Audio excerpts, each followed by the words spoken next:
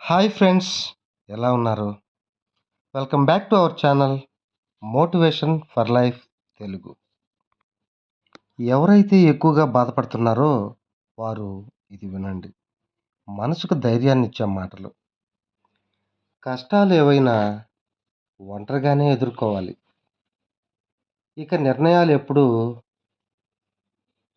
నిశ్శబ్దంగానే తీసుకోవాలి. మన ప్రతి కదలికను బయటకు పరిచయం చేయాల్సిన అవసరం లేదు. ఇక ఇలా చేస్తే ఏం జరుగుతుందో మీకు తెలుసు. అర్థమైందనుకుంటా. బంధం అనేది నాదే కదా అని నిర్లక్ష్యం చేస్తే చేజారిపోతుంది. ఇక నాకే సొంతమని పట్టు బిగిస్తే విరక్తి చెంది చచ్చిపోతుంది. గుర్తుంచుకోండి, ప్రతిదీ కూడా మనసుకు ముందే జరగదు. తప్పించుకునే అవకాశం అనేది అసలు ఉండదు. తట్టుకోలేనంత బాధ, తన్నుకు వచ్చే కన్నీళ్ళు, ఇక ఇవే తిరిగి తేరుకునే శక్తినిస్తాయి. ఇతరులతో పోల్చుకుంటూ నిన్ను నువ్వు తక్కువ చేసుకోకు. నీ పాత్రను నీ అంత అద్భుతంగా ఇంకెవరూ పోషించలేరు. గుర్తుంచుకోండి, నిన్ను వదిలించుకోవడానికే తను ప్రయత్నిస్తున్నప్పుడు తను లేకుండా బ్రతకడానికి నువ్వు ప్రయత్నించు. అర్థమైందనుకుంటా. పశ్చాత్తాపం ప్రకటించడం అనేది దీనంగా క్షమాపణలు అడగడంలో ఉండదు, ప్రవర్తన మార్చుకోవడంలో ఉంటుంది. గుర్తుంచుకోండి, మనిషి కోరుకున్నది ఏదైనా పొందలేకపోతే ఎంతో బాధపడిపోతాడు. కానీ కోరుకున్నది సులభంగా లభిస్తే దాని పట్ల నిర్లక్ష్యం ఉండకూడదు. కాదంటారా? జీవితంలో అన్నీ కోల్పోయినప్పుడు కోల్పోయిన వాటి గురించే ఆలోచించడం దేనికి? ఇక నుండి ఉన్న వాటి గురించి ఆలోచించడం మొదలుపెట్టు. ఇక ముందు కోల్పోకుండా ఉంటావు. అందరినీ విమర్శించేవారు ఎప్పటికీ మనశ్శాంతిగా జీవించలేరు. కానీ అందరినీ సరదాగా పరామర్శించేవారు నిత్య నూతన ఆనందంతో ఉంటారు. స్నేహం, ప్రేమ అనేది దీపం లాంటివి. వెలిగించడం చాలా సులభం, కానీ ఆరిపోకుండా కాపాడుకోవడంలోనే ఉంటుంది అసలైన గొప్పతనం. గుర్తుంచుకోండి, నీ జీవితాన్ని ఎవరితోనూ పోల్చుకోకు. ఎందుకంటే సూర్యుడు, చంద్రుడు పూర్తిగా వేరువేరు. ఎవరి సమయం వచ్చినప్పుడు వారు ప్రకాశిస్తారు. ఎవరి విలువ వారిది. కాదంటారా? అనుమానాలు పెట్టుకుని అడ్డుకట్టలు కట్టుకోవడం కన్నా అసలు విషయం అడిగితే నువ్వు పడే అనుమానం నిజమో కాదో తెలుస్తుంది కదా. కోపం వస్తే కొన్ని రోజులకు తగ్గిపోతుంది.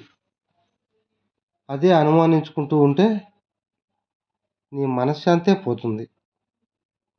అలాగే మీ యొక్క బంధం కూడా పోతుంది. గుర్తుంచుకోండి, మనం లెక్కలోకి రావాలంటే కొన్నింటిని లెక్క చేయడం మానేయాలి. అర్థమైందనుకుంటా. గతంలో వెన్నుపోటు అనేది శత్రువులు మాత్రమే పొడిచేవారు. కానీ ఇప్పుడు మాత్రం మిత్రుడితో పాటు ప్రేమించిన వాళ్ళు, సొంత వాళ్ళు కలిసి వెన్నుపోటు పొడవడం చూస్తున్నాం. అందుకే నీతో నువ్వు బ్రతుకు. ఇక్కడ ఎవరు కూడా నీ వారు కాదు. కాదంటారా? మనిషికి నిలబడడం తేలిక, పరిగెత్తడం కష్టం. అవునా? నీ మనసుకు మాత్రం పరిగెత్తడం తేలిక, నిలబడడమే కష్టం. ఇక ఎవరి మనసు అయితే నిలకడగా ఉంటుందో వారి యొక్క మనశ్శాంతిని ఎవరూ దూరం చేయలేరు. గుర్తుంచుకోండి. ఈ ప్రపంచంలో కనిపించే నిజాల కంటే వినిపించే అబద్ధాలకే విలువెక్కువ. కాదంటారా? ఈ కాలంలో నమ్మినంత మంచివారు లేరు. అలాగే నటన రాని అమాయకులు లేరు. జాగ్రత్తగా ఉండండి. గుర్తుంచుకోండి. ఒంటరిగా ప్రయాణించే వారికే బలమైన రెక్కలు ఉంటాయి. ఈ ప్రపంచంలో కనిపించే నిజాల కంటే వినిపించే అబద్ధాలకే విలువెక్కువ. కాదంటారా? ఈ కాలంలో నమ్మేంత మంచివారు లేరు. అలాగే నటన రాని అమాయకులు లేరు. జాగ్రత్తగా ఉండండి. గుర్తుంచుకోండి. ఒంటరిగా ప్రయాణించే వారికే బలమైన రెక్కలు ఉంటాయి. అర్థమైందనుకుంటా. పంచదార తీయగా ఉందని ఎక్కువగా తినడం ఆరోగ్యానికి హానికరం. అలాగే మనుషుల మాటలు తీయగా ఉన్నాయని నీ బలాన్ని, నీ బలహీనతల్ని అన్నీ పంచుకోవడం కూడా నీ జీవితానికి హానికరమే. ఎందుకంటే నువ్వు అనుకున్నంత మంచివారు ఈ ప్రపంచంలో ఎవ్వరూ లేరు. గుర్తుంచుకోండి. నీకు బలంగా దగ్గరవారు ఎవరో తెలుసా? నీకు ఎవరిని కలిసినప్పుడు ఆనందం కలుగుతుందో వారు కాదు. ఎవరిని కోల్పోయినప్పుడు బాధ కలుగుతుందో వారే. నీ మనసుకు అసలైన దగ్గరవారు. ఎదురు పడితే ఎవరైనా పలకరిస్తా, కానీ గుర్తుపెట్టుకుని ప్రతిరోజు పలకరించేవారు ఉండడం ఎంతో అదృష్టం. అలాంటి వారు చాలా తక్కువ మంది ఉంటారు. వారిని నిర్లక్ష్యం చేయకండి.